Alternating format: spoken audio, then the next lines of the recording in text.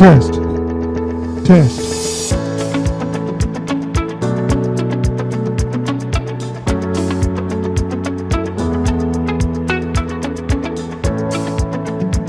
Test. Testing. Test. 1, 2. You wanna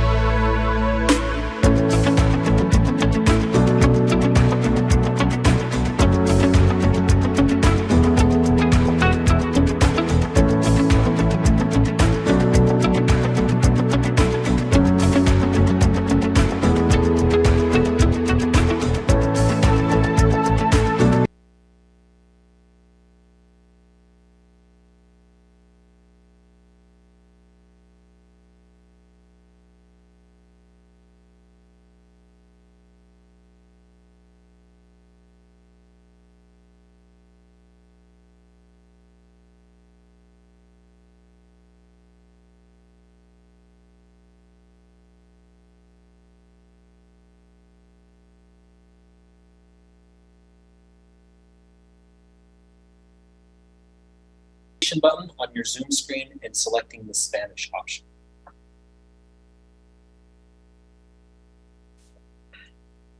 Para aquellos que quieren interpretación, por favor escriben el botón de interpretación y escogen allí en el icono de globo del lenguaje que desean. Si es en español, escogen español para el canal de interpretación. Muchas gracias. Well, again, good evening. My name is Wyatt Karchner, and I'm with Nelson Corbin. And I want to thank you guys again for being here. With us tonight, we have the DOT. We have Andreas Linnen. He's the District 1 Technical Support Engineer. We have Sherry Hollyfield back here, who's our Project Development Engineer. Gabe Garcia from NMDOT Construction. We have, I think I saw Amy Evans, who's the Public Information Officer. Aaron Chavarria, who is the District 1 Engineer. También tenemos un ingeniero del Distrito 1. And then from our design team, there's several Nuestro equipo de diseño, hay varias personas de Molson Corbin. Cameron Zano, Gabe Klein, Jerry Paz, Jerry John Paz, Montoya, Jerry Leah Klein, Marquez. John Then we have Montoya, Orlando Marquez, Hernandez and some folks out in the Orlando lobby. Hernandez. So, and then Hay last but not varias least, personas que we están en have el salón Kurt afuera. from Bohannon. Oh, and I missed Harold. I'm sorry, Harold. Harold Love from the DOT and Josh. También tenemos personas del NMDOT I también. don't think we have any elected officials here tonight. Tenemos oficios eleccionados aquí. Creo que no. Not sound.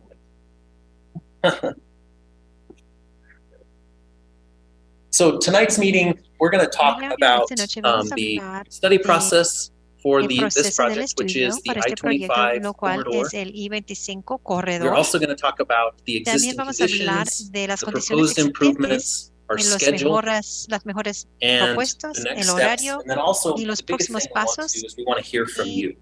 La cosa más grande es que queremos And so to escuchar de start off, ustedes. I'm going to Para talk about our comenzar, project. voy a So hablar this del project is proyecto. actually a bigger Ese project. It proyecto doesn't es involve un just Thorpe Road. proyecto So last night we had más a public grande. meeting. It was for Anoche tenía una I-25. reunión pública So on this para project, we are I-25. studying I-25 En from este the proyecto Loman estamos interchange estudiando north I-25 de through intercambio US 70 Loman all the way to the norte Doñana hasta interchange. US And 70 then we've hasta included el Thorpe intercambio de Road as Doñana part of that y study. And incluyó our study limits on Thorpe la calle Road Thorpe are from Barella y los to límites desde Del Rey. Barrela And those a of you Del that Rey. are familiar with this area, Para los que we'll get into more details conocen on esta the área, existing conditions vamos a on that, darle but más those are the detalles en limits of this condiciones project. existentes. Estos son los límites del For the study proyecto. process, Para el proceso de estudio, As part of our como parte de planning and nuestra scoping planificación process to y este proceso justify de funding for future justificar infrastructure investments, We are tener following our inversiones study en procedure infraestructura. guidelines. And the Hicimos way it is, los we are going out, procedimientos. we are hiring engineering consultant firms like what Tenía que emplear una compañía de ingeniería como and Molson Corbett create a report. And para that crear report un is called informe. the Y este Phase informe A report. se llama The un reporte de Phase fase A, B. Is determination, collection of data to describe the existing condition. And phase B is the evaluation of alternatives, how to improve and make the corridor safer. So currently we are in that process. Phase A has been completed. Wyatt and his team went ahead and collected the data, evaluated it, ran through models, identified need, and he's going to talk about this a little bit further. And now we're coming in front of the public. We wanted to show you, this is what we found. What are the expectations? We've seen a growing population in our area, but we also seen a need for the build-up of a freight network, throughout the southern border region, all the way from Santa Teresa, tying into the I-25 corridor. So all this is taken in consideration. And today we are here to show you our ideas for alternatives. We're collecting your input because this is our community, right? We live here. We want to know if what we're proposing as engineers is actually meeting our needs. That was all brought together. We're going to sit down, evaluate it, come up with a preferred alternative. That preferred alternative is then evaluated from an environmental standpoint. What that means, we're doing cultural resources, making sure we don't use federal or state funds to negatively impact any historical values or create a social economic negative. In our area, what we anticipate is actually PCE, what is a categorical exclusion. That means we really don't see, there's a lot of undisturbed area here, and the areas that will be impacted by this phase of the project, there's no big concern. However, during phase 1C, we're going to have a preferred alternative, we evaluate it, we will come back. So that's the next step where we come back to the community, and we're going to make it sure what we're proposing as the engineering team through the NMDOT, we're not impacting negatively our community. And then after that is completed, we go into a preliminary design, and Wyatt, you're going to probably speak a little bit about that timeline. But what you guys can see is this is a study for us to justify investments. We have to go out, we have to find the data, we have to analyze it, and then when it warrants, we can go in front of not just state legislative, also federal programs and ask for allocating funding to these improvements. Are they warranted? Are they justified? As you all know, the need for infrastructure improvements throughout the nation is humongous, and there's not enough money to do it all. So we have to prioritize, and that is kind of what's going to happen here too. Wyatt is talking a little about I-25 and safety concerns that have to be addressed first. We talk about a little bit of congestion relief in the form of Angler, the Angler overpass, what we're proposing there, and then we're looking into Thorpe Road, Mexico 320, and truly what you guys have to understand, for us as the NMDOT, what we can do in our right-of-way, our property, is very limited. So we're truly looking into a partnership with the county to come to an alternative that actually serves all of us in the best form and fashion and is the right investment. So if you think about it, you have your house, you want to build an addition, and the addition would actually reach into your neighbor's property, or you better have to have a good agreement, coordination with your neighbor, otherwise it won't work, right? So that is kind of the situation we're in here. I think from here, Wyatt, you can actually go into the evaluation process. Thank you, Andreas. I can't make anything work tonight. I'll use this.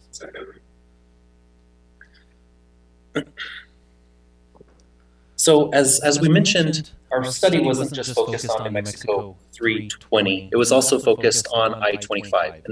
And all of you guys that are in this area know I-25 pretty well, I'm sure. And so the blue segment here is the segment of I-25 between Loman and US 70. And then we went from US 70 to the Doña Ana interchange. And I'm going to quickly go through some of the alternatives that we had for that and some of the existing conditions on that. I'm not going to go into full detail on any of that. We do have the public meeting from last night that you can go to our website and watch if you want to. Just for the sake of time and for you guys, we really want to focus on Thorpe Road tonight. So I-25 South, which is that stretch between US 70 and Loman, has 2 lanes in each direction with narrow inside shoulders and a cable barrier. That's the heaviest used stretch of I-25 in the entire city of Las Cruces. There's over 35,000 vehicles a day that use that stretch. And we all know, especially in the peak hour in the morning, that Loman interchange tends to back up. And so we're looking at ways that we can improve that. As we continue north, I-25, the traffic volume drops pretty significantly, about 15,000 vehicles a day. But again, there's some improvements that need to be made. The shoulders are a little too steep. There's some guardrail improvements that need to be done as well. And then the other thing that Andreas mentioned is there's the Engler grade separation, which connects Elks and Del Rey. That bridge we've studied to see if we can put an interchange there, so on and off ramps to get onto the interstate. And so our recommendations for those pieces, so for the piece of I-25 from Loman to US 70 is we're recommending to add a lane in each direction on the interstate. So it would essentially look like the piece of I-25 from Loman to University with 3 lanes in each direction and the concrete wall barrier in the middle. For the stretch of I-25 from Loman to the Doña Ana interchange,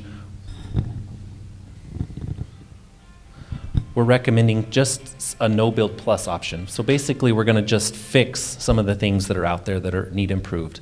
So we're going to have the slopes are going to need to be fixed, rehab the pavement, flatten the shoulders, add some acceleration and deceleration lanes, but no additional lanes would be added on that piece.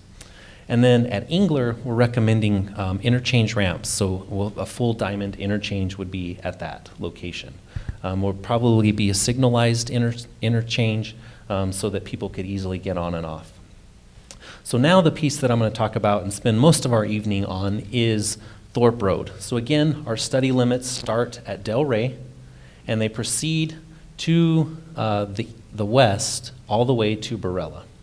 So I'm going to go through, as you guys know, Thorpe Road is very diverse within this corridor. We have the segment that's closer to the interstate that's very commercial. We have the gas stations and the convenience stores there. And then as we proceed further to the west, it becomes more of that residential neighborhood. And so there's very different characteristics throughout this. And so for that first piece from Del Rey to Joe Gutierrez, there's 2 lanes, 1 in each direction, with a left turn lane. So there's left turn lanes into the gas station, there's left turn lanes to allow you access onto the interstate, and then in that segment, there's curb and gutter and sidewalk.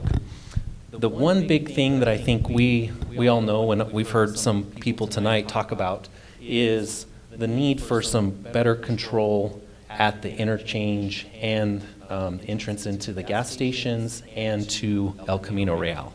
There's those 2 left turns that are really close, and so that can often back up. And then when we look at it from an engineering standpoint, we're following the State Access Management Manual. So those are some of the guidelines that we have to follow. And this intersection spacing, this access spacing doesn't meet the criteria within that. And so from an engineering perspective, we don't like it, just to be frank with you. But we also have heard from some folks in the community that it's not great for you as well. And so that's one of the things that we're going to look to improve with the alternatives and the things that we'll discuss today. As we continue to the west, from Joe Gutierrez to Venegas, The DOT has done some improvements. So there's sidewalk, there's the drainage swells that are on both sides that capture some of the drainage. But the road just has 2 lanes in each direction. It doesn't have a middle turn lane, so if you're gonna go to Dollar General or O'Reilly's or any of those places, you have to sit in the lane to turn left. And so that can cause traffic to back up a little bit as well. And so within that segment, there also is sidewalks that have been installed. And you can see from the photo here that the driveways into these businesses are pretty well defined. So you know as a driver where exactly you need to turn. There's no guessing as to where somebody's going to be coming in or out of that driveway for the most part. And so from an engineering perspective, we like that. We like predictability. We like those kind of things. So that's one of the things that from our perspective, we like to implement what we call access control and driveway spacing, similar to what's here, just because it makes it a safer place for everybody. As we continue to the west, the piece of road of Thorpe between Venegas and Barella, this is where things start to change. We go from that kind of commercial district that's by the interstate to a more residential. It goes into the historic Doñana Village. And the biggest thing is the right-of-way changes. So closer to the interstate, we have close to 100 feet of right-of-way. And then as we get closer to Barella, that right-of-way shrinks down to about 50 feet. And so that really kind of limits our options of improvements unless we go and buy right-of-way from people. And we all know that a lot of those houses and a lot of those properties, they have houses or other infrastructure that's really kind of close to the road. And so we've kept that in mind as we've developed these alternatives, and we'll go through those a little bit more in detail as we go through here. But again, this kind of transitions completely into a rural section. There's no sidewalk throughout any of this corridor through this section. The pavement condition on Thorpe, the DOT did do some improvements on Thorpe recently, but the remaining portions of Thorpe do need some improvements on the pavement. And so that's something that we've noted in the study. And then drainage. I think one of the big concerns that a lot of people have is the drainage on Thorpe, especially between Abieta and Dusty Lane. We have that low water crossing where all of the water comes down parallel to the roadway and then it crosses over the road. And so that's one of the conditions that we've identified, and we're looking for ways to improve that, just for safety perspective and just to get the water out of the road, allow for when things are happening, when it's raining, that you guys can still have access through the community. And then, of course, as you guys drive this corridor every day, I'm sure you see the utilities that are out there. And so those are other things that we'll have to contend with in the design. We'll do utility coordination and make sure that if any upgrades are needed by any of these utility companies, that they will be done at the same time. So if we look at the traffic volumes on this stretch of Thorpe, they vary quite a bit. So on that western end by Barella and through the church and that historic area, the traffic volume's a little bit lower, as we could expect. So we have about 4,000 vehicles a day there. And then as we get closer to the interstate itself, that jumps up to about 8,000 vehicles. And so just based on that, we can kind of see on this next one where the crashes occur. And I think the one I want to highlight for you is El Camino Real, where there's 18 crashes in the last 5 years at that location. And so from our perspective, that raises an alarm. That number sticks out compared to these others. We also see that the on-ramp, northbound on-ramp, has several accidents, and then also at Ledesma. And so we're taking that data into consideration and trying to figure out what is the cause for those crashes. Is it the congestion? Is it geometry related? Is it driver error? What are those things? And so those are all things that we're looking at. But the ones that stick out and have lots of crashes, those are ones where we think improvements need to be done a little bit more. So part of the location study process is to develop a purpose and need statement. And so you guys can read the purpose and need statement here that we've developed for this project. It says the purpose of this study is to improve safety, accommodate growth within the region, address physical deficiencies such as pavement, drainage, and ADA, roadway geometry, access control, and multimodal connectivity. And Andreas kind of touched on this, but as part of this project, we're also doing, and it's not in this phase, but in the next phase, we will do what is called the environmental process. And that is the National Environmental Protection Act is what we're going to be following. And you can see some of the things that we'll will follow as part of this. We'll look at water resources and wetlands, historic and cultural resources, which is going to be a big deal because here in Doña Ana, we do have that historic village of Doña Ana and the historic district here, and so we're going to keep that in mind. And then we'll do other studies, such as a biological study to make sure there's no endangered species in the area. And then we'll look at air quality, visual resources, and things like that. So, and then one of the big things, and one of the reasons why we're here tonight, is for community input. And we've actually received this survey, which I guess was done by the Doña Ana Village Association. And so we've taken that input that we've received from that survey into consideration. And I'll get into that a little bit in more detail as we go on. It's kind of how some of these priorities that were given to us by this organization align with what we are recommending tonight.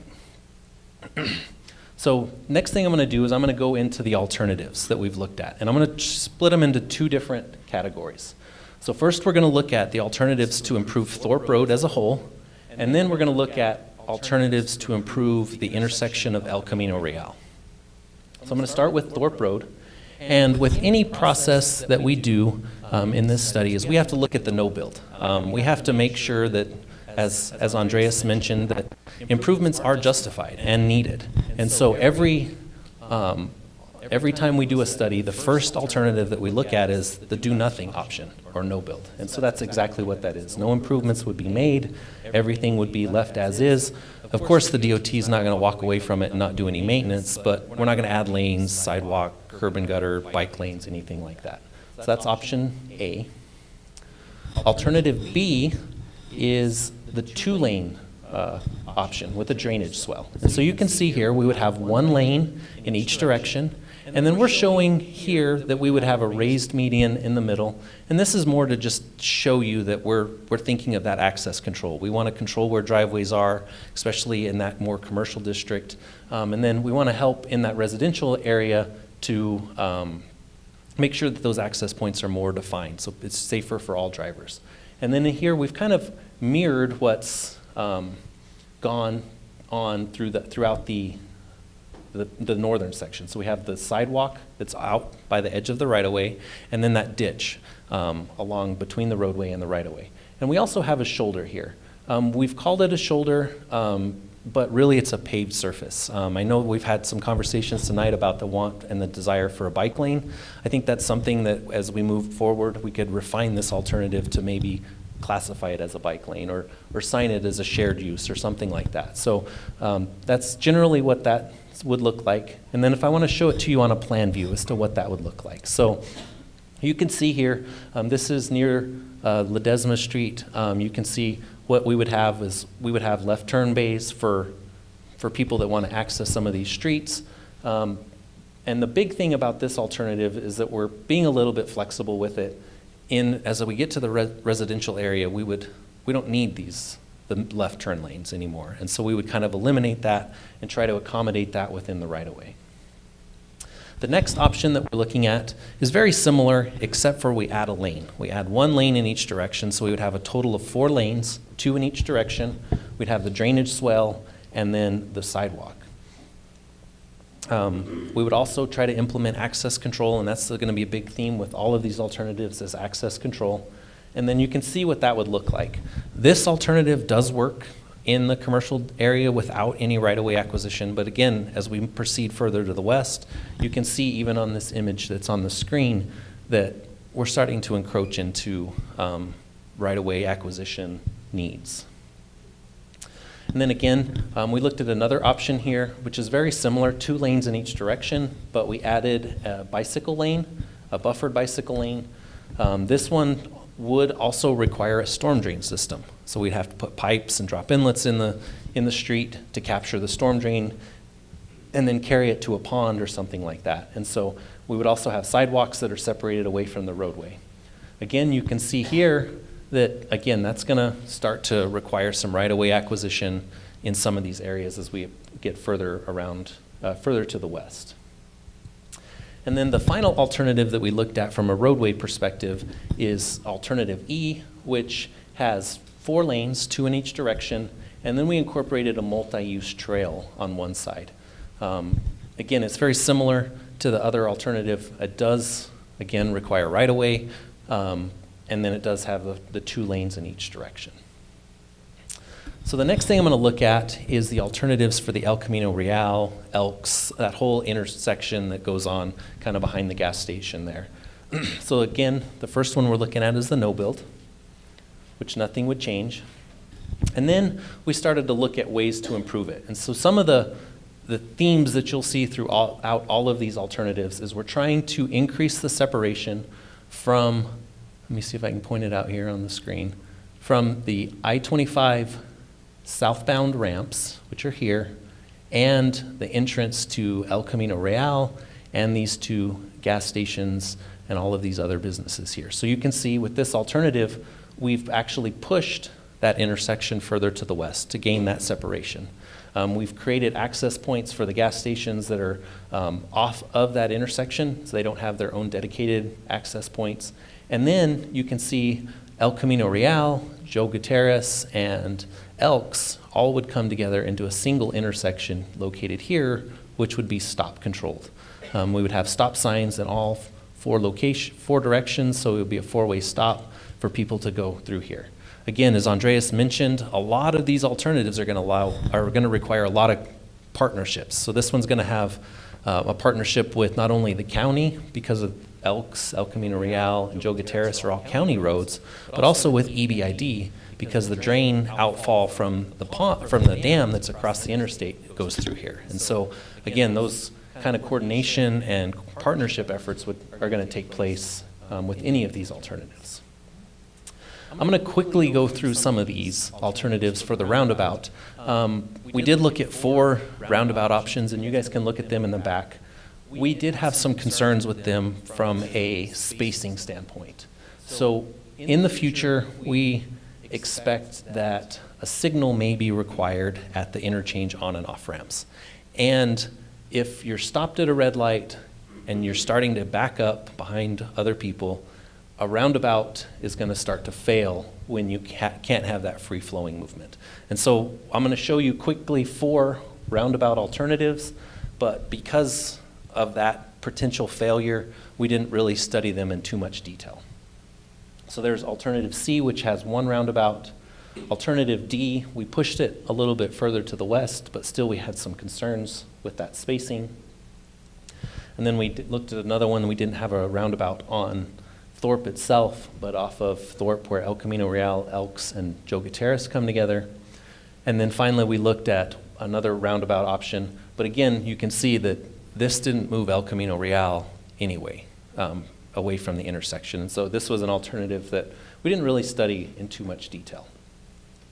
So the ones that we kind of that presented a little bit more promise was alternative G. So you can see here, this is a simplified T intersection. It moves the intersection with El Camino Real further to the west, and it changes the access points for the gas station and Chachi's to be off of the new Elks realignment.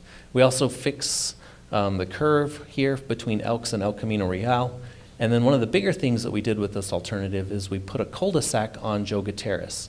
It's not a very heavily used road. There's another access off of Ledesma that you can get through here. And so we thought this would be a viable option to help eliminate some of those access points along Thorpe, was to cul-de-sac it here. As we go through this next alternative, again, it's very similar. It's a T intersection, but we've moved that intersection with El Camino Real and Elks and Thorpe, again, further to the west. Essentially, it would be over where the old car wash was. That's where we would align that. Again, Joe Gutierrez is cul-de-saced, and then we have improvements to the access to both of the gas stations and the commercial districts. And then the final alternative that we looked at is alternative I. And this one, from a driver perspective, from an engineer perspective, this one's like, wow, this is perfect, because it creates that separation. We want that separation between the interchange ramps and that first major intersection, which would be Elks and Joe Gutierrez. We'd still provide a smaller access point for both Chachi's and the gas station, and then the other gas station and convenience stores on the north side. But the heavy movements, which are people off of Elks and El Camino Real, get pushed further away from that intersection. It does require, again, some right-of-way acquisition here. And then we also are able to connect Joe Gutierrez and El Camino Real in here. And it's really from a geometric perspective, this one is the one that kind of jumps out as us, as engineers, as something that we really like. But we realize that it is a big difference from what people see tonight. And so we want to hear back from you. Intersection where it comes and it curves up, is that Venegas or just? This, yes, it would align with Venegas. So that's the corner of Venegas? Yes. Yep. So this is the Venegas intersection. I'm pointing at my screen, not your screen. So Venegas is this intersection here. What is that street right there? This one, this is Venegas. Okay. Where is the post office? Further down? Further. So the gas stations here, the Circle K, here's Chachi's, and then here's the trailer park. I believe this is O'Reilly's right here, and then Venegas. So would you see, earlier you told us there was a lot of accidents on the Desma, there's 14. Mm-hmm. So then if you ride a block down, it would get congested, and now we're 2 blocks. There's 14 on the Desma, and then we have, like, just on the other side of the Family Dollar, there'd be a lot of congestion. Would that increase the accidents right there? So close to the Desma where it has 14 accidents already. That's something we can look at and make sure. Again, we're just in the study phase, and so this is the kind of feedback we want from you guys. And if I could just, so we can get through this, and then we'll open it up for questions. I don't want to get too far off track, but I sure want to hear from everybody. So please don't hesitate. So once we looked at all of the alternatives, we do what we call an evaluation of those alternatives. And we look at them from various standpoints. So obviously the top priority for us is safety. And then we look at traffic operations, geometric compliance, driver expectation, constructability, environmental, drainage. And then on Thorpe, some of those alternatives, as you saw, would take right away. And so we wanted to make sure and take that into consideration as well. And so with our evaluation matrix for the typical sections, or what the roadway of Thorpe would be configured like, the recommended alternative at this point is the 2-lane option. It would have 1 lane in each direction. We would implement access control. We would put sidewalks on both sides of the roadway throughout the project limits, and then do drainage improvements as well. And then as we look at the intersection of El Camino Real, the recommended alternative for that is the alternative I, which again pushes that intersection to Ledesma and kind of cleans up that whole area near the gas stations and creates the separation that's more in conformance with the state access management manual policies. And then again, as we talked about, we'll look at some of the other concerns that you had as if this advances a little bit further. And so what I want to do now is just kind of quickly walk you through what this entire corridor would look like. It's, for those of you that have been here earlier and looked around, it's the same map that's back on the wall back there, but just kind of to describe it to you step by step. So we're going to start at the Del Rey side. So let me see if I can get my mouse over here. So here is the intersection of Del Rey and Thorpe. And so we would add sidewalks throughout this entire stretch. We would widen the roadway to include left turn lanes. And then as we get to the intersection, where's my little mouse? With the northbound off-ramps, one of the things that we're doing right now is we're doing what we call a signal warrant. So we're counting cars out there to determine if there is a traffic volume and turning movements that warrant adding a traffic signal at that location. And so I don't have that information available yet, but by the time we get and meet with you again, we will have that information. And so the stretch underneath the bridge, that's going to remain very similar, 1 lane in each direction with those left turn lanes. And then as we approach the 2 gas stations, which are here, we still do provide access to them, full access, but it's limited significantly from what it was previously, because that El Camino Real intersection is moved. And again, we're moving the Ledesma, or the El Camino Real intersection to be aligned with Ledesma. I don't know why I can't keep this thing over here. To Venegas, I'm sorry, Venegas. And then you can see, again, we have the left turn bays into some of these commercial businesses. And then as we go further to the west, we start to narrow it down. We realize that right-of-way is something that we don't want to take throughout this stretch because it would impact a lot of homes, and the characteristics of that roadway change. And so we're narrowing it down. We're dropping that median completely. The drainage swells on both sides tend to narrow, and we're doing everything we can to try to stay within the right-of-way here.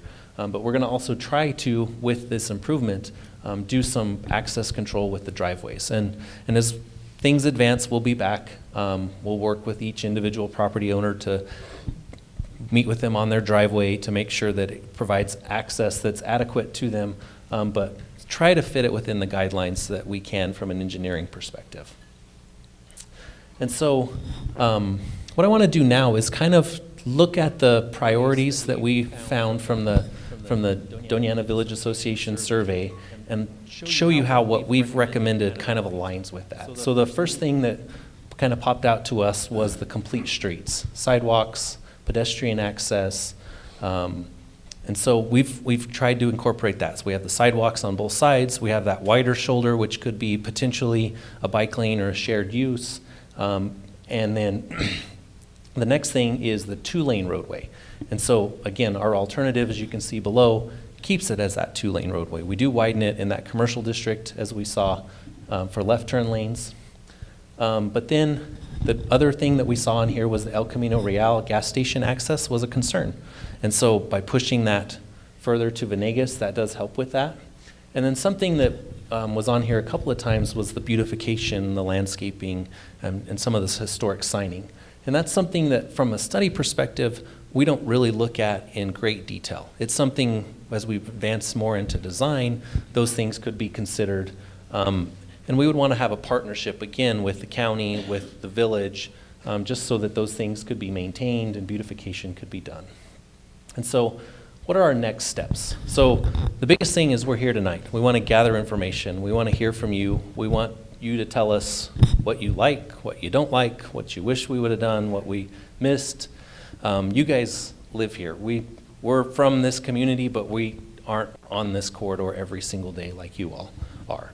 And then once we hear from you, we may change our recommendations. And every report that I've written in my 15 years, I've learned something from the public that's altered our decisions slightly in some way.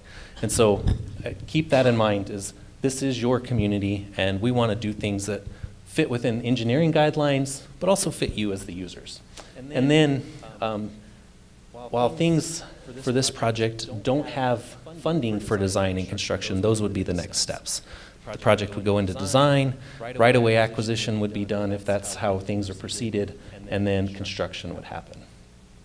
So we anticipate that the final Phase AB report would be done in the summer. As I mentioned earlier, this project is large, so it doesn't just include Thorpe. So the first priority that the DOT has is a stretch of I-25 from Loman to US 70. And so we're going to start the design of that. And there's no construction funding identified for that yet, but they want to get that started as a design process. And then also the design of the Engler interchange. That'll help several things throughout the community, relieve some congestion on other local streets, and then just provide another access point. And so at this point, I'm going to ask you guys to have questions and comments if you would. What I'm going to do is I'll bring the mic to you, and I would ask just for our records if you guys could state your name. That way we can have documentation, and then and I'll give you the mic so the people that are online can hear as well.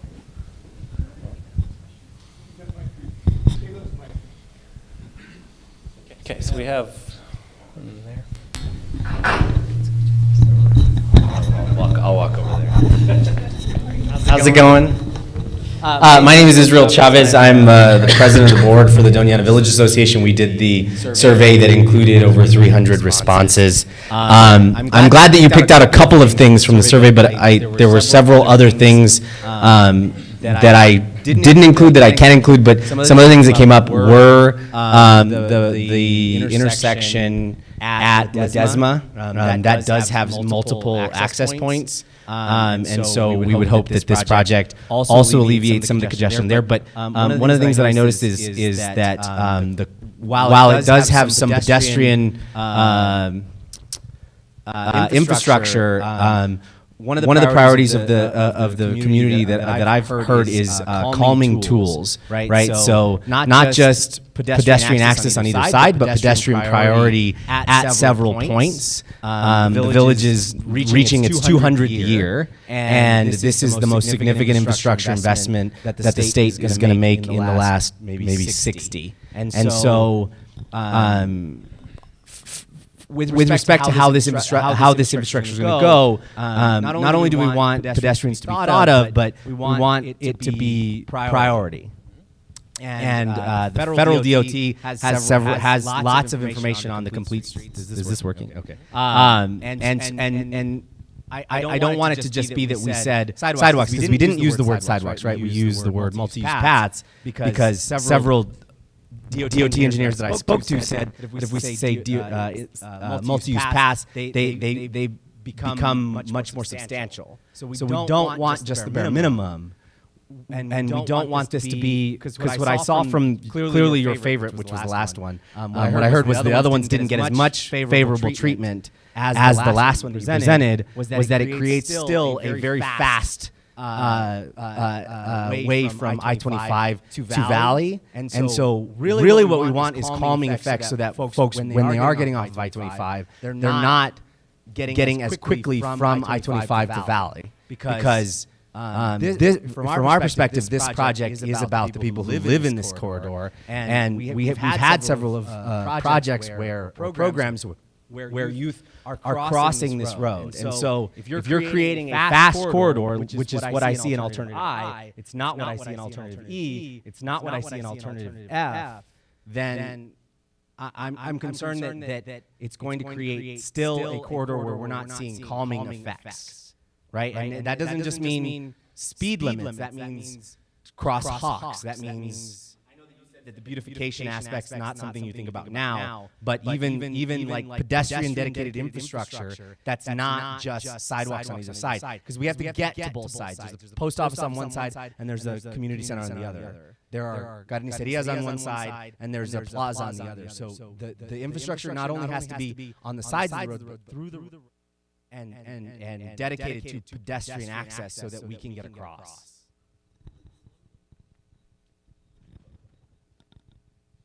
Let me see if this is. Yeah, yours seems to be working. I'll use it. Maybe it's me. Maybe it's user error. I use this. This one working? Okay. So from a traffic calming and from a complete street standpoint, that is something that we have considered, and we actually received the survey from you guys. I think you actually just published the results of it in the last month, probably, because that's when we saw it.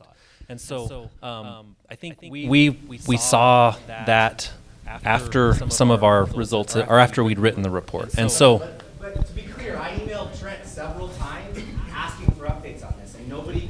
And I didn't, and DOT promised that we would get us an email about it. We only got it from Susie. So don't pretend that you didn't get it, because I told Trent to let me know when this meeting was happening, and he didn't. Okay. And I let him know that we had a survey. Okay. So let me answer your questions. To be clear, don't make it seem like we sprung this survey on you, because I asked the deputy secretary to email me when this was happening, and we hosted a meeting in the community with him. Okay. So we had this survey coming.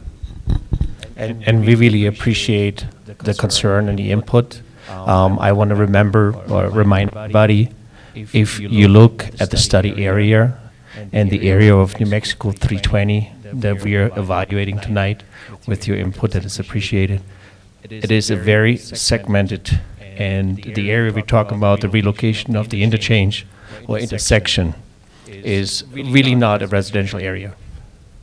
It is more a commercial, has a commercial nature, and that's where we come in. That's where we come in later to the village, where it's very close to the existing, and we really understand and we really appreciate your input. Tonight is the right platform for us to have this discussion. So taking in the report is not completed.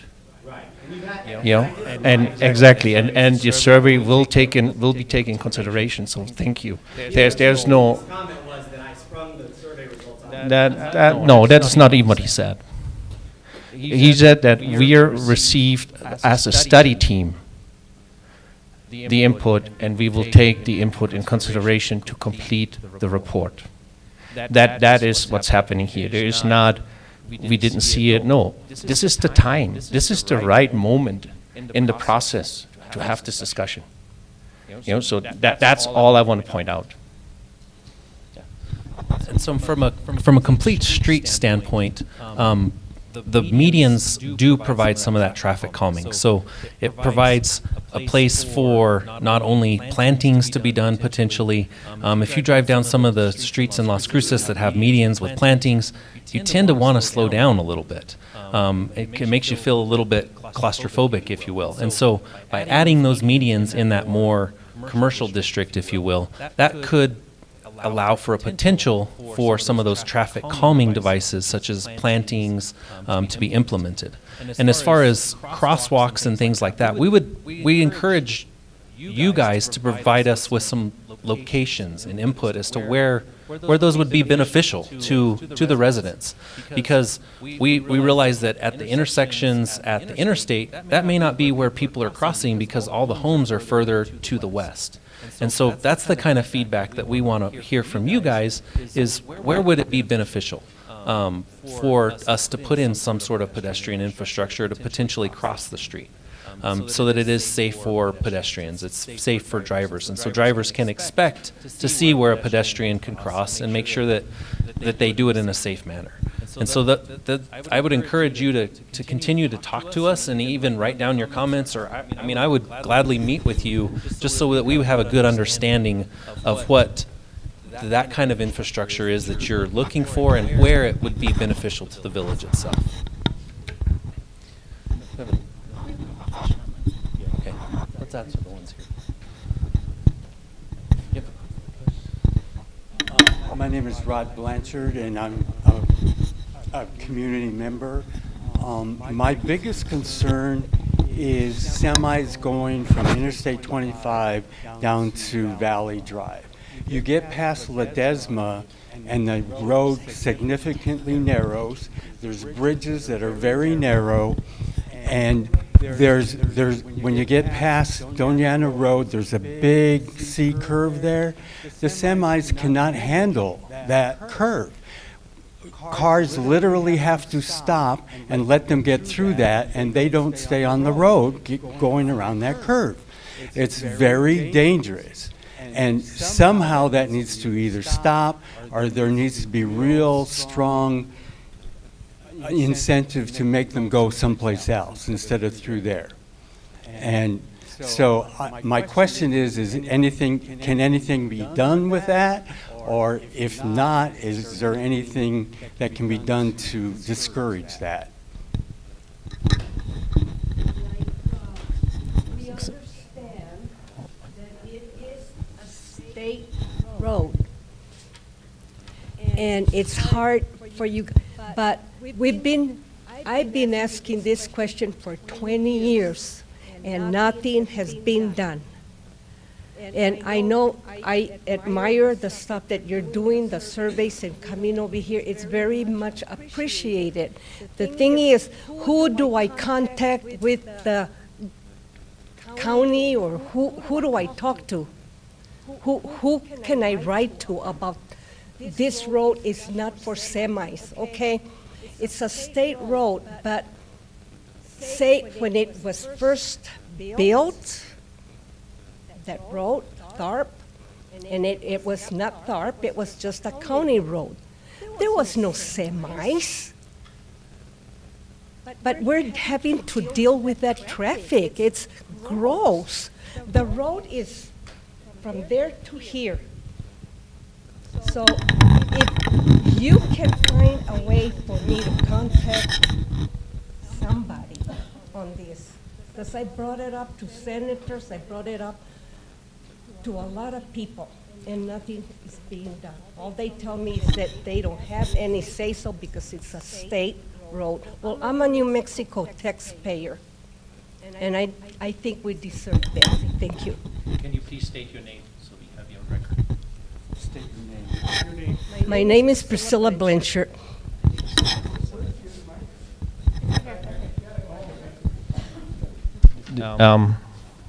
But before we go to the next question, first of all, thank you so much, Priscilla. And one thing, so for example, this is my neighborhood too. I walked to the meeting tonight. So I do completely understand, where our concerns come from living here as residents in this corridor. Reaching out to our representatives as a citizen is always, it's our voice. It's our voice, and the letters that we send, they have value. In form of when we go out and we look for funding sources to build improvements, to build a better environment for us, without the support of our legislators, 20 years and nothing happens because the money is not given to us, right? We can draw the most beautiful pictures and call in designs. But if we cannot find funding to bring our plans to life, that's all they are. It's an idea. So thank you so much for bringing this up, because I know exactly what you're talking about, and having that mix now with the growth in population, with the growth in freight. We're seeing it all over our district. Freight is becoming, and that's why we're here. We're trying to understand, and we're trying to find the right compromise that we can justify receiving the funding to make these improvements. So thank you very much for your comment tonight, and we're definitely going to start looking into it, and if this is not the right project, at least we're putting it on the list to look into the future development. Thank you very much. That was the next question. Hi, my name is Selena Corral, and I do youth organizing with Doña Ana Village Association. There's several things that I saw on your maps, and it's a little more literal. You did say that Alternative G was one of the best alternatives that you could find. You're blocking Joe Gutierrez Street. Personally, with the activities that we do with the youth and all the bike and walking we do, crossing streets, and do see the need for crosswalks. We already have the proof for that. We also have pictures if that's what you want. Because we've been documenting this specifically for this reason, right? Like for when you ask us for proof, we're like, here it is. You're blocking Joe Gutierrez right there on G and H. Really, I see there's a preference for cars, like drastically right there by blocking that street, because if you're riding your bicycle, going through Joe Gutierrez to get towards the community center and the plaza or the church or whatever areas right there, that is like the safest route for any biker or walker, even kids, right? Like you always see kids playing around that area. I mean, maybe instead of blocking it, it'd be a better alternative to make it just pedestrian route and bikers route, instead of like, can block it for cars but leave it open for people that walk and use bicycles or even a stroller, right? Like people are trying to get through with their babies. Also, on the crosswalks, you were asking the question about which intersections. I feel like it's very clear, especially on your study, right, where you're seeing where the crashes are at. It's like there's obviously a need for a crosswalk on Ledesma streets. And we can say that 5 or 10 times. It's on your studies, it's on our pictures and our studies. People want to cross. They want to get to Mid-Market and they want to get to their house, right? Like they want to eat and they want to put gas. So besides that other one, right, like it's where the Family Dollar's at, and you see all those other like the gas stations, and there's houses right in front of the Family Dollar, so there's obvious need for a crosswalk there as well, right? A crosswalk would also provide for the slowing of the traffic, right, that you're commenting. Personally, I don't get really intrigued when I see a plant on the side of the road. It doesn't make me want to stop. But a crosswalk does, right? Like even if I get frustrated, if I'm driving my car, I'm going to stop in that walk stop because I know there's somebody that's about to cross. that also allows for youth in the community who you don't see outside playing, right? There's a reason for that. They don't have any standards. Like, you go outside and you have to constantly be watching for a car. There's nothing that tells you that you feel safe in this like community as a person that's a youth that wants to just go about their community, maybe visit their grandparents at the other side of the road. They can't even do that. Why? Because maybe their parents are busy and they can go alone walking the street because there's a car or a semi that will be getting on their way, right? We do have pictures to prove all of these walkings. We've documented all of these things with several youth involved, right? Like, we even have like some teenagers that help us stop the traffic so that people can be crossing safely because they want this to happen, right? You have a lot of people in this community that have family on each side of the road. And they just don't do the walk because they have to do it on a car, but they don't have a car. There's like a lot of things, right? Like, we are sure that this community is built upon cars. People think about cars. What is the best ideal for car? How do we sell more cars? But not everyone can afford a car. A lot of the people in these communities don't have a car, right? I mean, you even see the people that are on their wheelchairs. How are they getting by? Do you wonder how many people are in their wheelchairs in this community? No, because you don't see them outside, right? They don't have the space to be commuting. And these are the things that this community needs, besides like, oh, let's do a really pretty sidewalk, right? It's not about that. It's really about getting involved in your community. Why is there like, how can you bring more economy to this community? Make it more walkable, like that people can actually go to these places and support the local produce, right? And then they get motivated to create more local produce. So it's like, I feel like it goes beyond, right, like a roundabout that maybe wasn't studied that well, because I think that the roundabouts over there were really, really motivating. But then when you're talking about them and you say that you're just showing us this, but there's not like enough proof, right, to be like, yeah, we can do this, right? It's like, oh, that actually looked pretty cool. But it's like the part of your study that is the less probable, right? So it's like, I feel like there needs to be more reality to that check of where is the person walking, how can we make it safe? Even if it's a 5-year-old, right? Like, that is like lost in the hood, right? So it's like, we need to think about these things. And I feel like that's part of why, like, the frustration comes from, right? That it's like, you don't see anyone walking in your study. Why is there not a pedestrian drawn on these studies? You only see cars drawn. Like, even that idea, right? Like, even visualize it on the image. And yeah, sorry, thanks. Okay. Did we get your name? Yes, you did. Okay, thank you so much.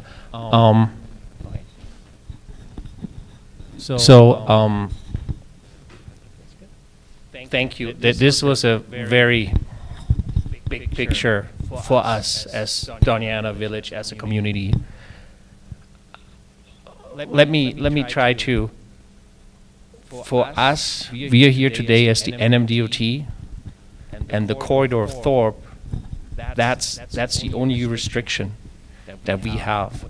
You brought a lot of wonderful things to how to grow a community, but that growth has to come within the county, within, I don't know, are we incorporated as a village yet or not? You know, so it is the county, right, where these internal walking paths, bike path, you know, what I'm getting at tonight, you are absolutely. But I did make literal suggestions, right? Like, yes. For example, the idea of Joe Gutierrez getting blocked, and absolutely. And the mind change of like from car focus to like community focus, right? Yeah, no, absolutely. And I really appreciate you doing this, and thank you for sharing. You know, and again, and that is when we look at this study and how to build this project. This is pushed the furthest out because we understand this coordination that you're bringing up, it takes a lot of time. You know, that it's not something where we can decide within our right of way, within our property, oh, we're going to make this change, right? Joe Gutierrez is not even a state route. We have no say over what happens to it. This is an idea. This is an idea that we're proposing to the community, that we're proposing to our partners, EBID, the county, and then from there on we go to future meetings, right? So this is step one. Like I told you, this is awesome. Thank you so much for being here and bringing this, because without this type of input, This is not set in stone.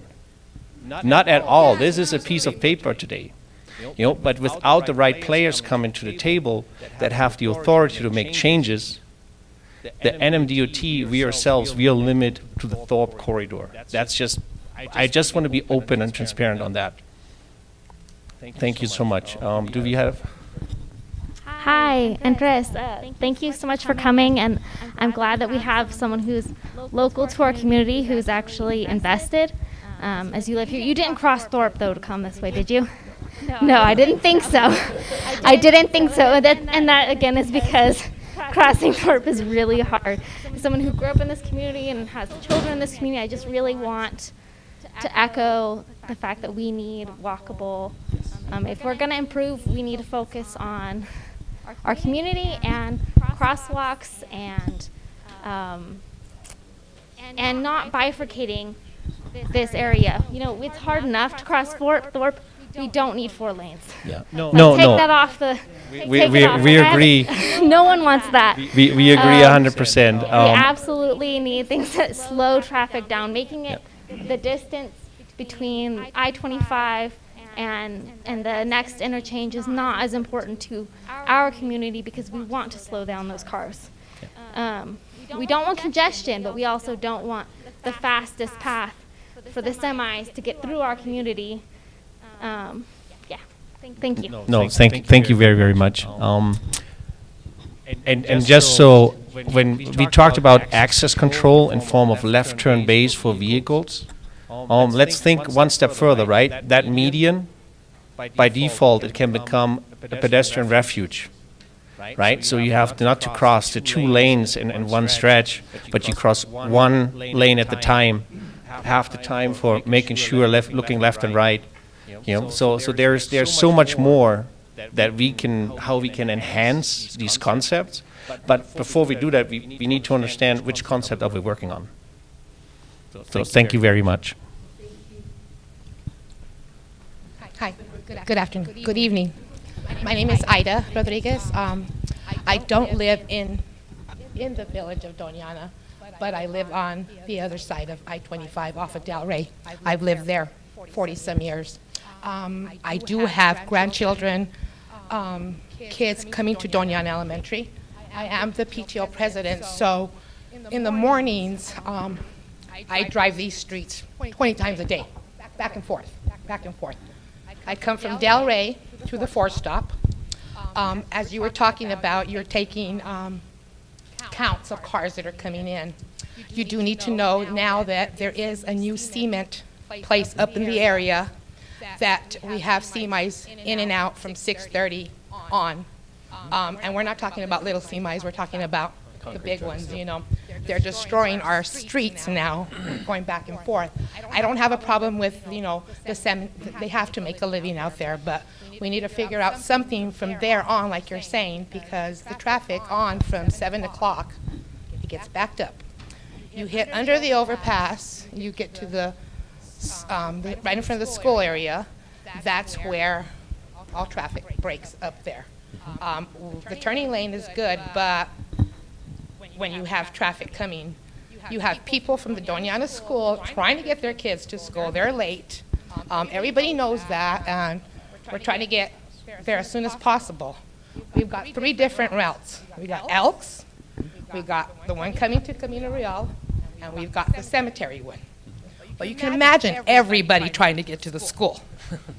It's not nice. And I can tell you it's not nice because I've seen it many times. Many times.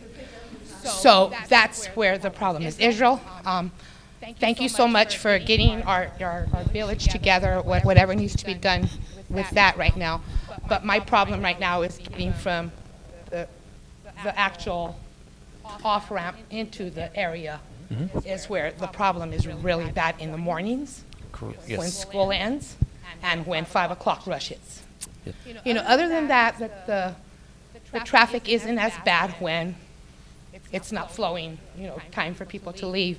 But that area is the worst area there. Where the Chachis and all those areas, there is no turning lane. So if you're stopped, or you're in a wreck. Correct. You know, so that needs to be worked on there. As we were talking about the sidewalks, it's hard because you don't see people walking because we don't have crosswalks. They're scared. They're terrified. I'm terrified to hit somebody on the road when they're trying to cross. You know, so you have 4 different routes that you're having to look from to see, okay, is there a pedestrian coming? Is there not? You know, the sunlight's hitting. When you're going down and you hit that one way on Thorpe, that's it. If a diesel's coming, you better move it over because that's it. I used to work right there on that, where the old school is. Accidents there too. You know, that's another route that we need to watch right there. You know, I thank you guys for what you're doing, but right that area, it needs to be worked on. So. Thank you for your comments. I appreciate that, and I think that's something that we've seen as a study team too. Is that whole area from from Del Rey all the way to Venegas really is really pretty congested, and so that's why we were looking at some ways to improve that.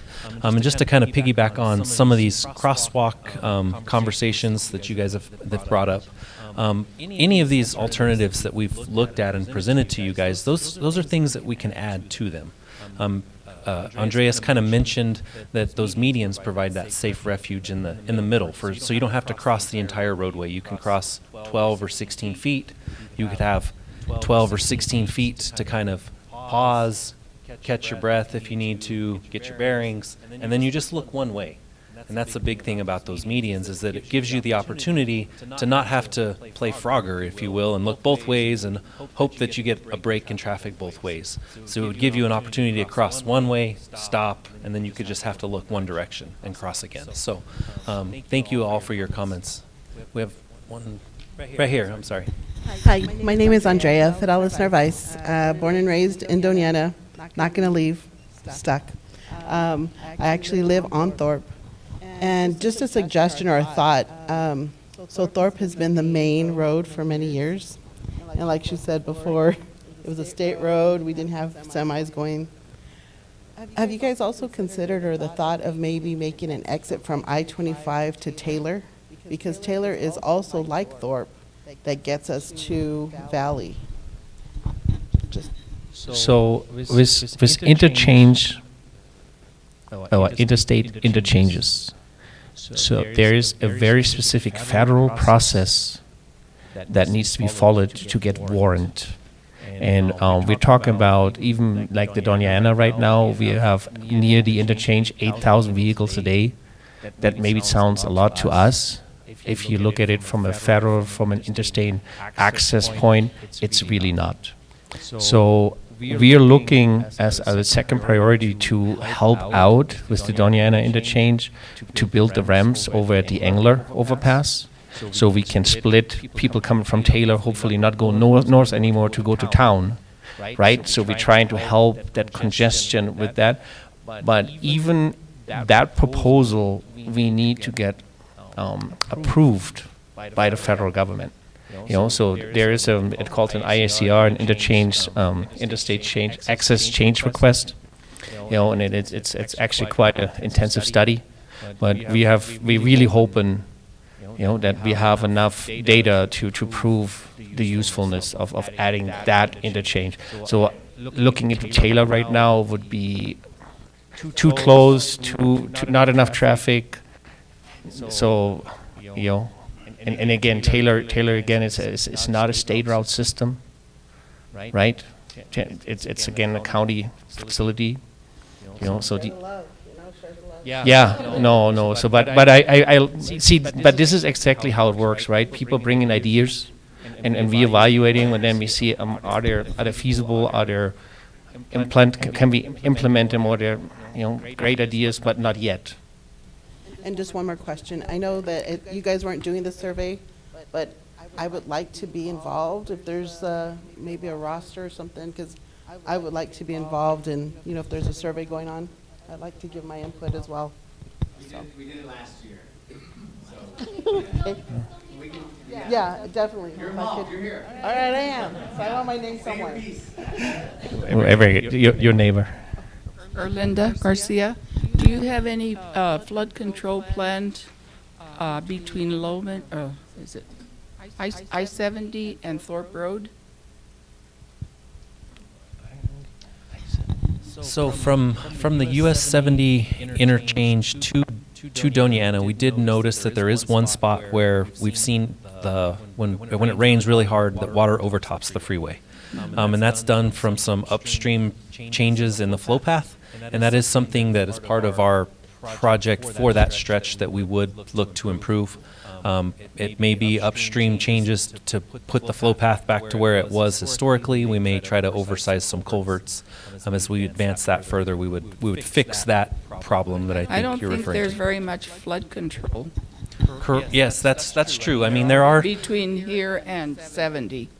Sure. So there's not a whole lot of flood control. There is some things that the city of Las Cruces own, and I think they're partners with counties. Project on Elks that's dumping into the Camino culvert, into the Vega and Dattle Pond. They're already, that's all.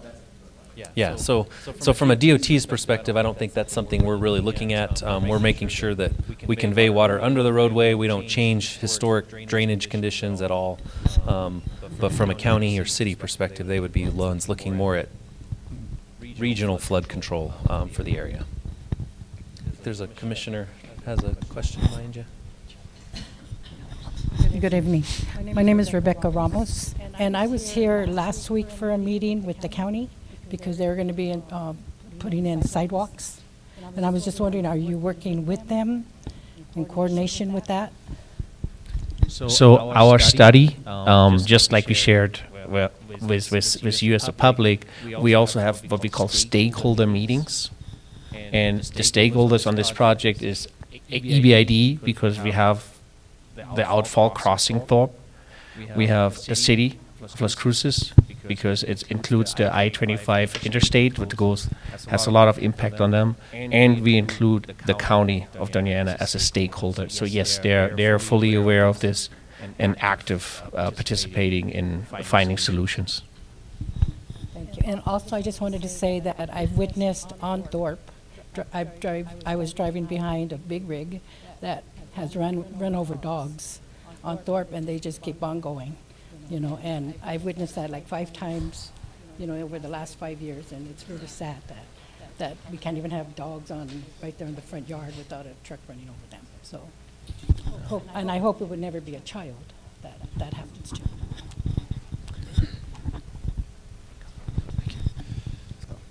Thank you. Manuel Sanchez. I'm Doniana County Commissioner for this district, and I know I got on to the virtual session yesterday, and so I appreciate this being a hybrid session here with the village. And then actually, since I was late, I was able to actually keep track of the meeting while we were while I was away. So I really appreciate the way you were able to involve people in person and remotely for this. I just want to reiterate particularly a lot of the sentiments that mentioned here, particularly around pedestrian safety and the walkability of the community, because there's a couple of things that I've seen and heard since when I took office almost 4 years ago, was wanting a crosswalk even through on Thorpe here in the community, because it was discussed earlier, I think, by Mr. Chavez, that particularly in Ledesma, you have the Carniceria there, you have the post office there, the bus stop for the school drops off there, and then you have people that have to kids that have to cross the roadway to get to the houses on the north side of Thorpe. So absolutely incorporating a crosswalk there will be great, and I understand, like I said, you're still early on with this study.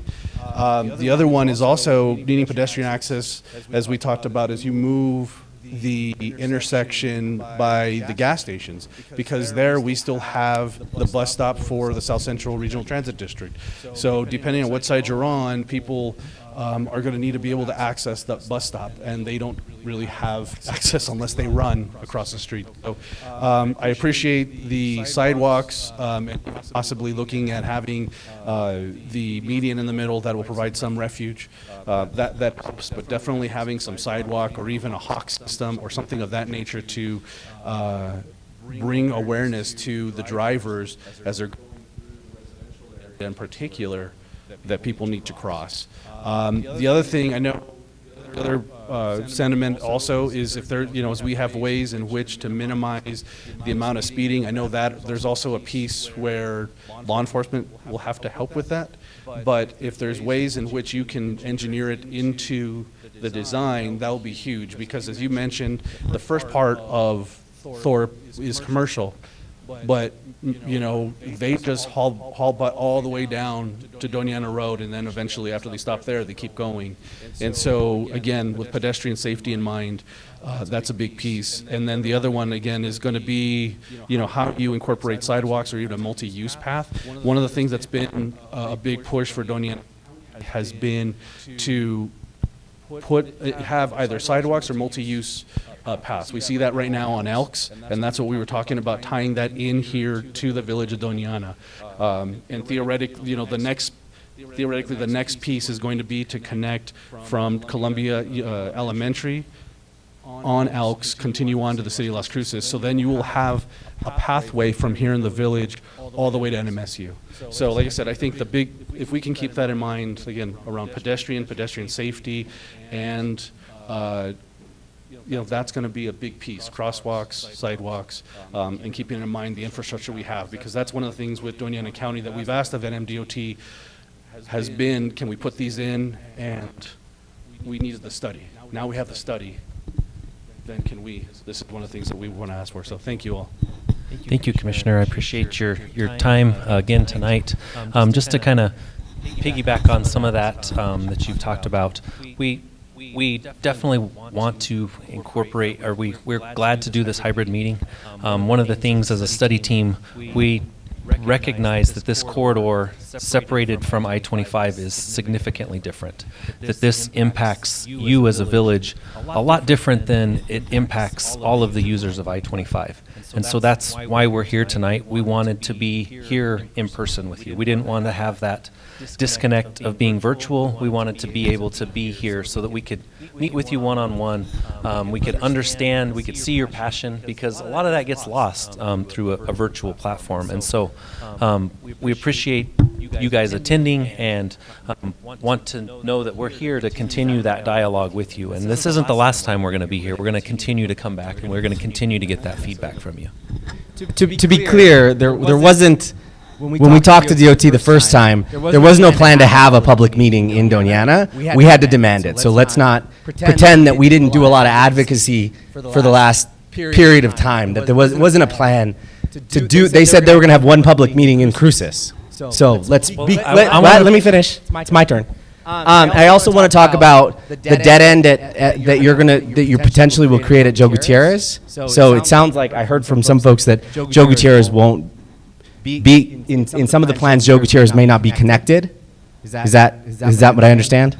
In some of the alternatives, it's not. So they did that once before, right? So Cristo Rey is a dead end and doesn't connect to Camino Real anymore. So connectivity is a high priority for the community. So creating more dead ends creates economic dead ends. Right, exactly. And folks in your position have done it before, right? Cristo Rey was Camino Real. It was the main street from Mexico City to Santa Fe. It's now a dead end, and they have a big sign there. And there's actually studies that say putting a big sign that says dead end on a road actually causes more crime, causes more inactivity in ways that are detrimental to the community. So I want to be clear about any dead ends that you create should be accompanied with more than it shouldn't be a dead end. There should be no dead ends, especially for a historic road, which Joe Gutierrez, little known fact for probably you all, but some of the folks in here, that was First Street, right? That was the 1839 First Street. And so making that a dead end is not only structural racism against a majority community of color,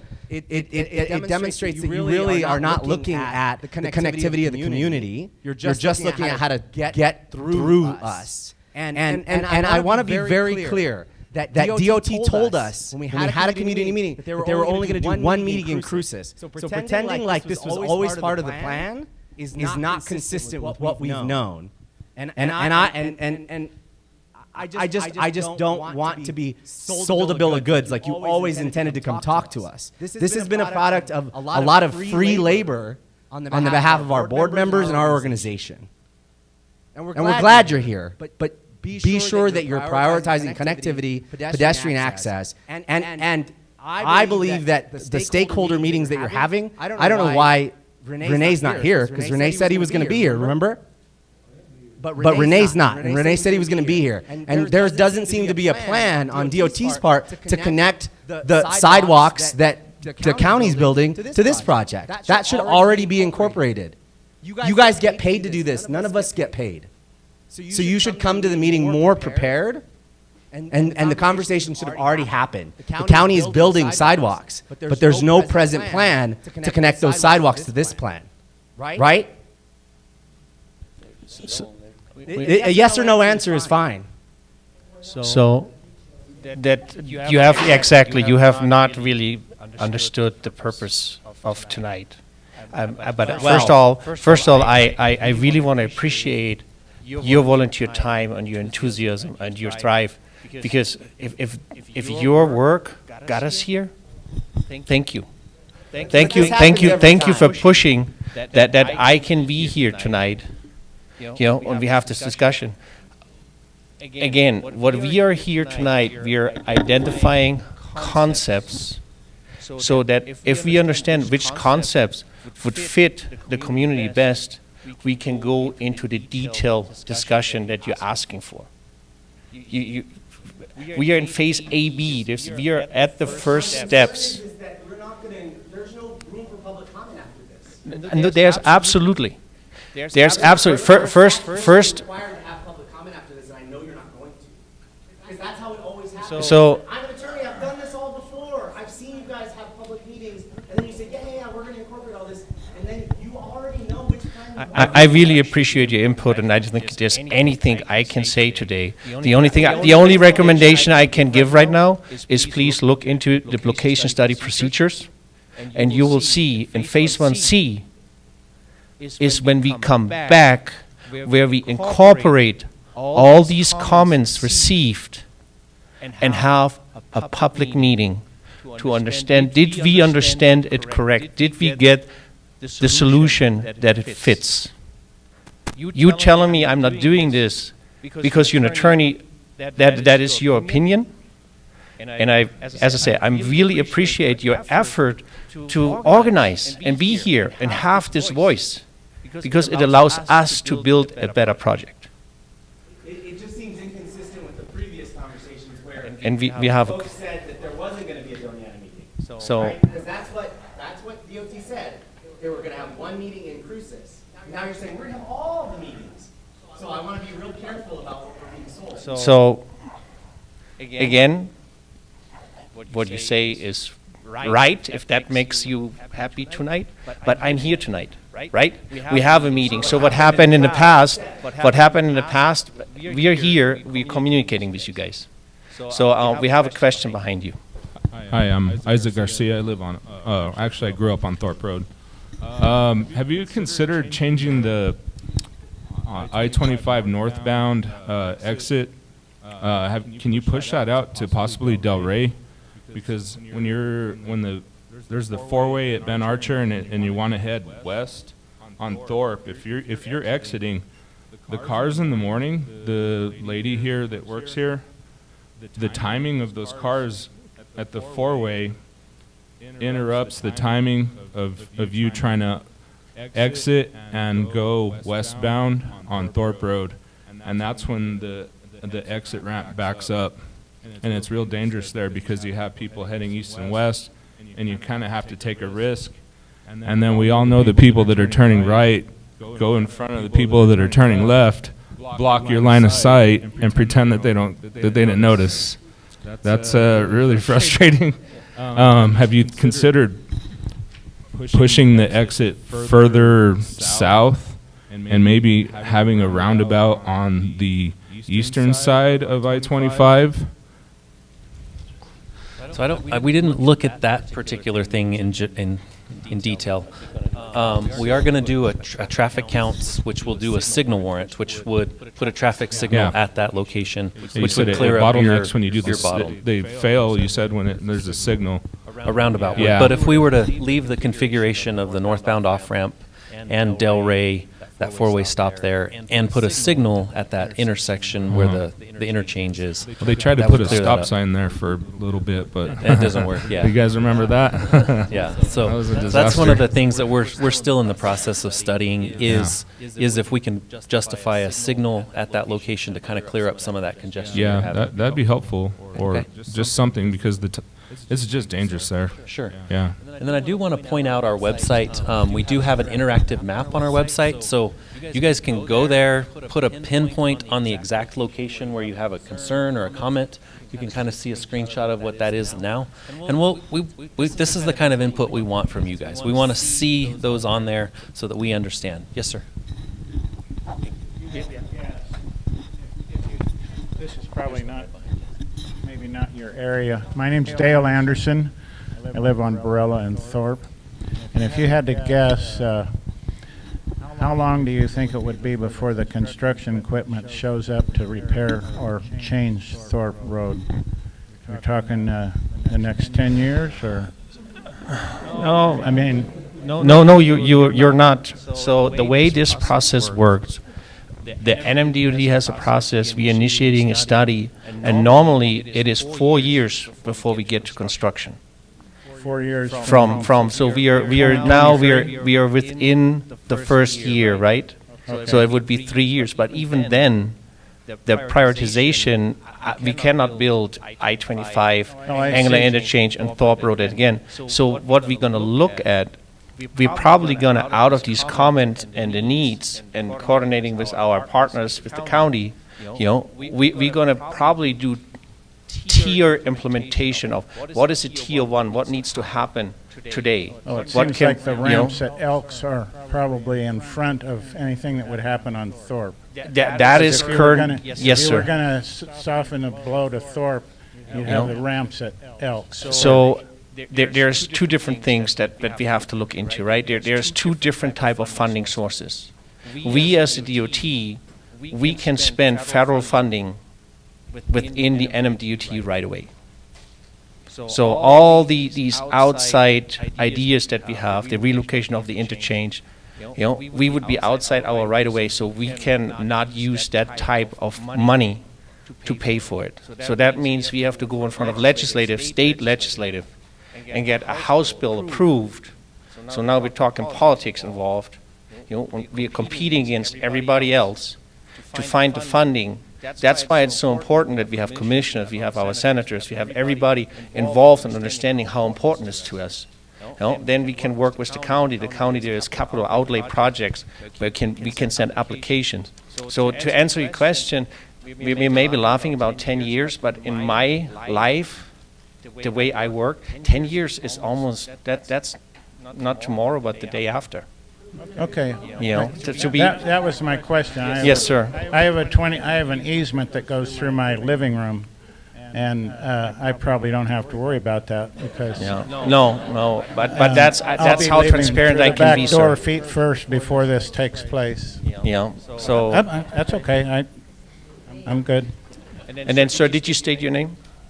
Yeah. Okay, thank you. Yeah, Dale. Thank you, sir. Hi, I'm Susan Richardson. Hi, Andreas. Israel is correct. When we were here on the meeting on the 16th, Renee Molina said he was going to be here. And I was watching it online, and I had to come down here because there was no way for me to make a comment online to that fact that it burns the heck out of me that he is not here. Okay? Another thing is, as you know, our group has been working to get things, infrastructural changes around here that we really needed, so I'm happy to finally see it after all these years.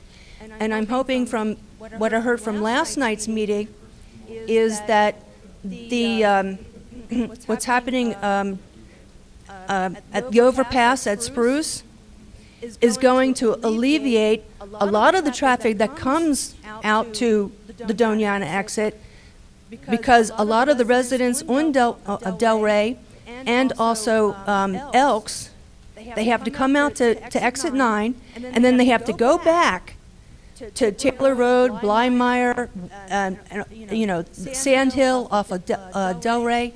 And so I'm hoping that set portion alleviates some of the backup traffic that happens on our exit.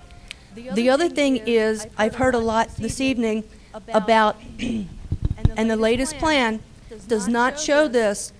We have and you've heard it many, many times, but we have a lot of walkers. We also have a lot of bikers. And in the latest plan, the last plan that you are advocating, there isn't a bike lane. There isn't a multi-purpose use.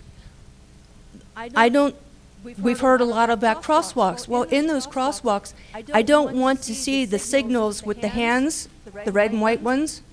I would like to see what is over at the university, where there's actually lights that indicate someone is crossing, because traffic will not stop. And the reason that the university finally put those in is because so many people were getting run over by cars trying to cross the university. In fact, I was in a parking lot and I watched one guy get hit by a car. He flew up and went smack dab on the pavement right there at Jordan and University. And it took them 2 hours to get him into the ambulance, because every time they moved him, he had broken every single bone in his body. Okay? I would, instead of just having the signals with the red and white signals, I would like to see the signals that the university has that actually indicate to motorists, hey, there's somebody who wants to be in here, whether it's a wheelchair, a kid, or just somebody trying to cross from one side of the road to the other. Just having a crosswalk is not going to slow people down. The other thing is, with the roundabouts, I know a lot of people say they're safer, but every roundabout that is in the city, Maine, University, and there's one over in Sonoma Ranch, a lot of people don't know how to use them. And also with the space confinements, I don't see how a huge truck like a semi is going to maneuver around a roundabout in this section. And there are a lot of semi-trucks that go through here, okay? But I'm worried about, because of the space restrictions, and it's been noted lots of times in various presentations, that these trucks are still not going to have enough space to maneuver around the roundabouts. And people don't know how to use them. And so I would like to see something come, an alternative to the roundabout versus a four-way stop or even signals. Could you investigate as to what else we could do that would better provide people slowing down but not having that much difficulty getting through? Thank you very much, Susan, for your comments. And just for clarification, for our listener online, the Angler interchange, not the Spruce interchange, is what we were looking at to move some traffic further south, so it relieves the.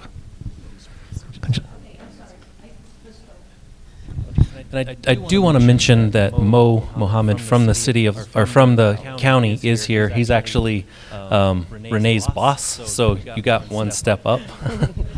Oh, that's nice. Well, I probably don't need a microphone because I work with kids, so I yell or talk fairly loudly.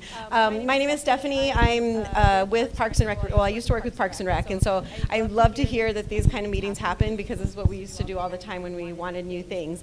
But I wouldn't be doing my kids any justice here at Doñana, because I have a program that happens here.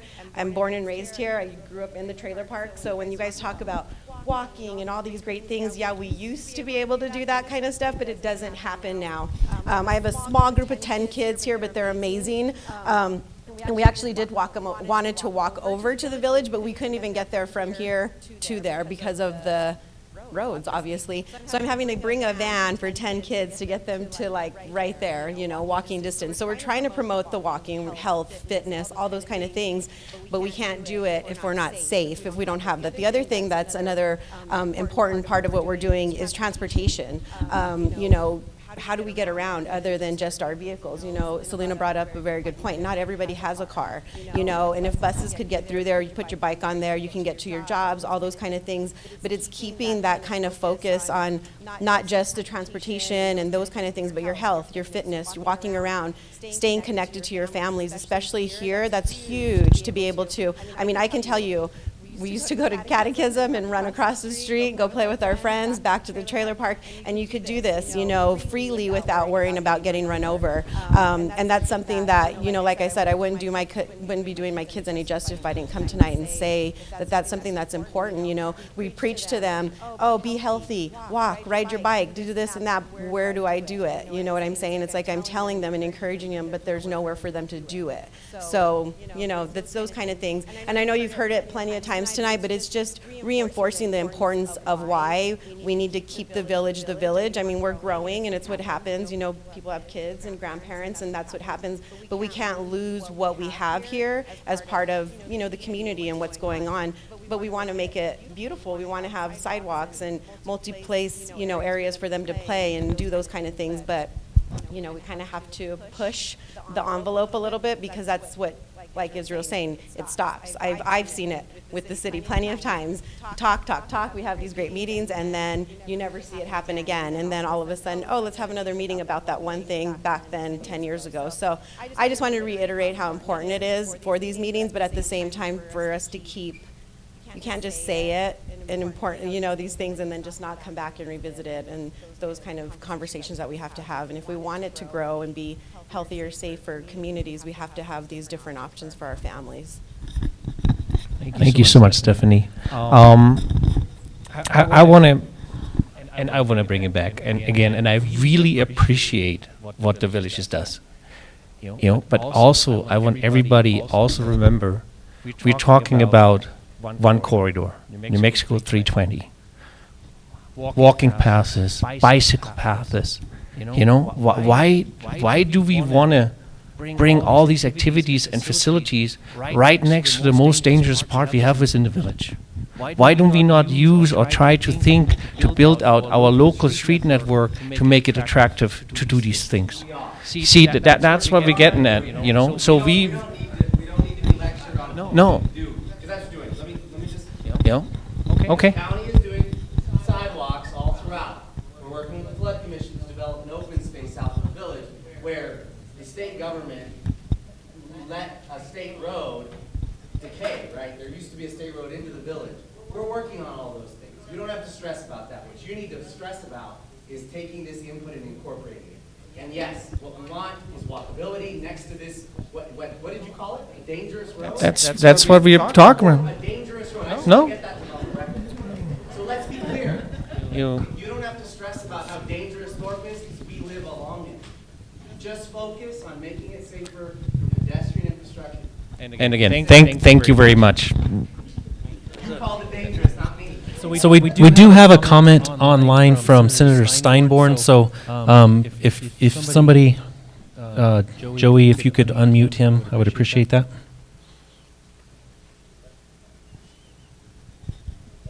Perfect. Hey guys, can you hear me all right? Yes. Hey guys, can you hear me all right? Yes. Hey guys, can you hear me all right?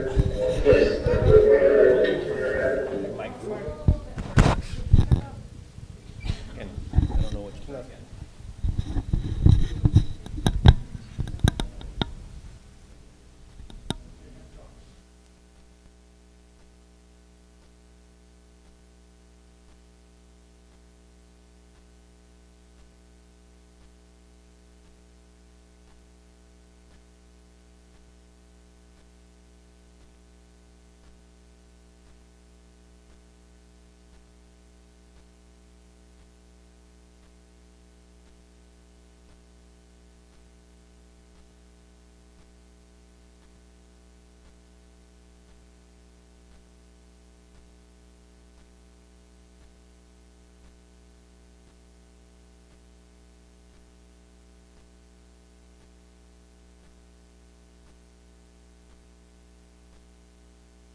I am calling in from Santa Fe from my office up here. So sorry I couldn't be with everyone in person. And I just kind of want to reinforce, I mean, how where the AB study in Doniana came from, which was really out of community concerns about safety along Thorpe Road and kind of that congestion of issues closer to the interstate. And so kind of tying together what everyone said, I think solutions that A, deal with the safety, but B, also enhance the quality of life, walkability, aesthetics of this historic village are all important values to me. And I know from what I've learned from a lot of the residents that will be really important, as opposed to more of a thoroughfare, which would kind of run kind of counter to those values. But with safety being paramount, obviously, at the top of that list. So unfortunately, I got out of a committee meeting late, so I didn't hear the beginning of the meeting to see your proposals, but I look forward to going back at the recording. Hopefully I can access that so I can see what you guys have proposed. But knowing that it's a dynamic process, I mean, I'm sure you heard everyone loud and clear tonight, and you'll take that back and if need be, kind of tweak some of these ideas to come back with something that will blend all this feedback. And just appreciate the opportunity and appreciate that you all included Doniana in the AB study, which wasn't originally the plan, but I mean, that's part of you being responsive. So we appreciate that the former secretary agreed to do that, and that we're now able to work on a proposal that'll work good for the village. And as you said, these proposals end up winding their way into legislation and funding here in Santa Fe. And so kind of one thing we stressed at the meeting last night was that this project in Thorpe Road in the village of Doniana be kind of put on a parallel, albeit a different path, because the projects are different from I-25 Loman coming down to this interchange. So anyway, look forward to seeing the plan and working to get something positive for the village. So thank you guys.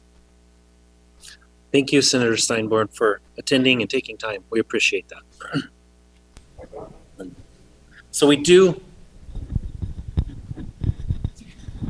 have a couple of comments online that I want to address. So Kyle Davis has asked a couple of questions. He asked if Elks and El Camino gets realigned to Ledesma, how would that intersection not just plug up with traffic like it does where it currently is? And I think the answer to that is, at that location you were competing with several things. We're competing with the interstate on and off ramps, which has a high volume of traffic. We're competing with the gas stations. So by creating that separation, you just give more room. I think some of you guys mentioned that in the mornings that left turn really backs up. And so what we're trying to do is just create that space for more of that left turn movement. And then his other question was, or more of a comment, moving the intersection to Ledesma will increase the time it takes for the fire department to get to Thorpe. Has that been taken into account? We haven't looked at that specifically as what a change in travel time would be, but it would be pretty minor, I would think, by moving it a few hundred feet to the west. Excuse me. So, I think that's all of the questions that we have online and all the hands we have raised. Do you have another question or comment, ma'am? And that is, my hat's off to the Doniana Village Association, because my group has been trying to work with the county and flood control and various other New Mexico DOT since the early 2000s, okay? And to make a long story short, I only want to say my hat's off to them, because in the short period of time they were incorporated in 2021, they have been able to do something that my group, the North Valley Neighborhood Association, hasn't been able to do. And so I'm glad we're having these meetings, finally, because I got exhausted trying to coordinate and talk with and my main core group of 4. So I'm glad that they have been able to do this. I'm hoping that we can continue to do this because my group isn't only concerned about what's happening in the Mirasol Estates and Taylor and Elks and El Camino Real. We're also the surrounding areas surrounding us we're interested in, and we have been, and since the pandemic, we have with Melina and Mr. Sanchez, we've been taken out of the loop, and I'm trying to get us back in because we are concerned and have been for many, many years about the flooding issues and the neighborhoods and the people, not just our little sector of Doña Ana, but what surrounds us. And we have been very interested, and I hope this continues. And I hope you don't take anything that anyone has said as a slight towards this process. I don't want it to end. Okay? I was so ecstatic on the 16th and last night's meeting and this meeting that the changes that we have been trying for, the county is and trying to work with people. And hopefully we can get the funding in order to do this, because people in this area have been neglected for so many years. And we are taxpayers, and we need to be, to be addressed and valued and considered like any other person in the city and any person throughout the rest of the county. So thank you very much for doing this. When will the next meeting be, and how we contact this as a public policy? How will we know about it? Yeah, that was my question. Thank you so much. So we don't have a formal meeting established at this point, but if you guys left us your contact information when you signed in, we will send emails out to everybody, making sure that you're aware of when any future meetings are planned. And then I would also encourage everybody to go to our website, i25nm.com, and leave us a comment there. Click on the map and leave a specific location that you say, hey, this point right here is a problem. We're going to look at all of those things. We're going to get that information.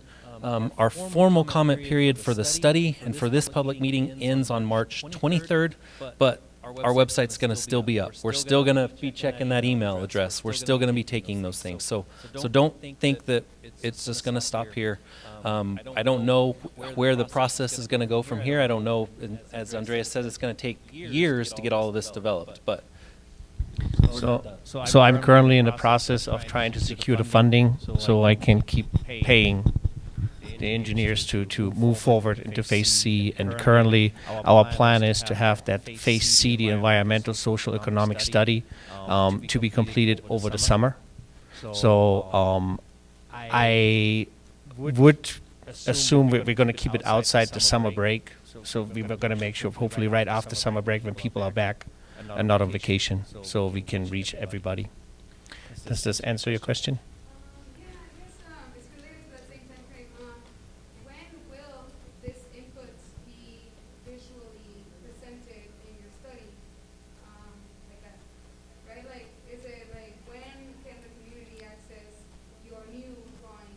So that would be after the summer break. Yes. All right.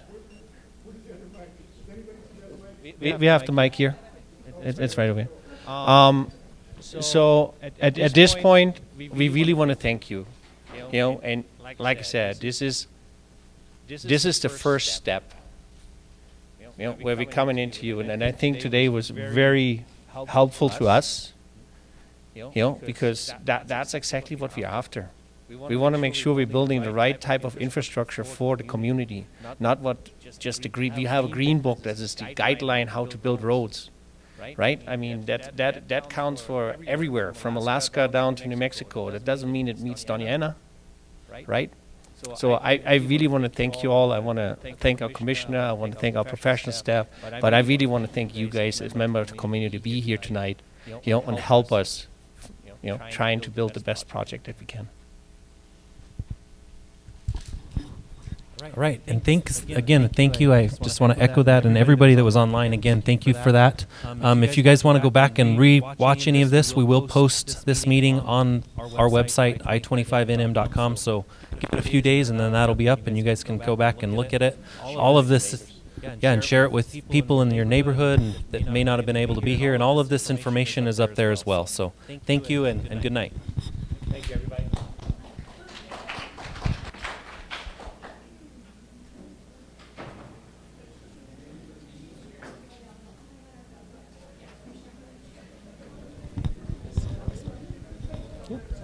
You guys handled that really well. This was not an easy public meeting, but you guys did it with panache. Thanks. You need to sign in? Yes. Where do you have to sign in?